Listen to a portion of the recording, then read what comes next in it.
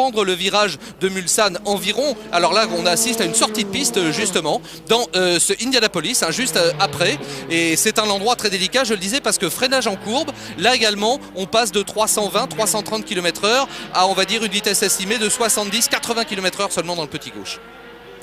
Oui, on va essayer de venir en secours là, de cette voiture qui est dans le bac. Pendant ce temps-là, on a vu sur l'image au niveau de la ligne d'arrivée que Klaus Ludwig effectivement allait certainement menacer très vite Johnny Dumfries. Donc la bataille au sommet continue. Une bataille d'ailleurs qui aurait pu être à 3, car souvenons-nous que les Sauber Mercedes étaient inscrites. Elles ont déclaré forfait à l'issue des essais, parce qu'il y avait des problèmes de pneus et que ça tenait pas. Alors c'est justement ce que nous disions tout à l'heure, on évoquait ce problème des pneumatiques. Il faut savoir que les pneumatiques bien sûr sont couverts ici par une carrosserie, non pas comme les monoplaces évidemment de Formule 1, donc ils respirent très très mal. Il faut savoir également que la charge aérodynamique est extrêmement importante, générée, nous l'avons dit, par les carrosseries mais aussi par les pontons des porteurs, parce qu'à l'époque il n'y a pas de fond plat sur ces prototypes. Ça veut dire que l'on prend, écoutez, oui, alors là effectivement, excusez-moi, mais la dépanneuse c'est impressionnant. En 88, là c'est quand même assez incroyable ce qu'on a envoyé en piste pour aller évacuer cette voiture. Oui, et ça veut dire qu'immédiatement, pour les pilotes là en piste, évidemment il y a des drapeaux jaunes agités,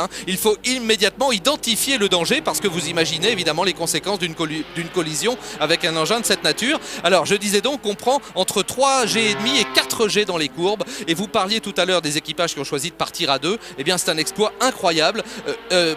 Température mesurée dans les habitacles. Dans notre voiture, ça montait à 75 degrés centigrades. On faisait des relais d'un peu plus d'une heure. Donc vous imaginez, vous perdez à peu près 3 litres d'eau. C'est très simple. Donc il faut faire attention à bien s'hydrater avant la course, bien s'hydrater entre chacun des relais, et prendre surtout également des sels minéraux, parce que ce que vous éliminez et ce que vous ne reprenez pas avec l'eau seulement, ce sont les sels minéraux, et ça peut être la cause de défaillance et également de tendinite et de crispation dans les muscles à la fin.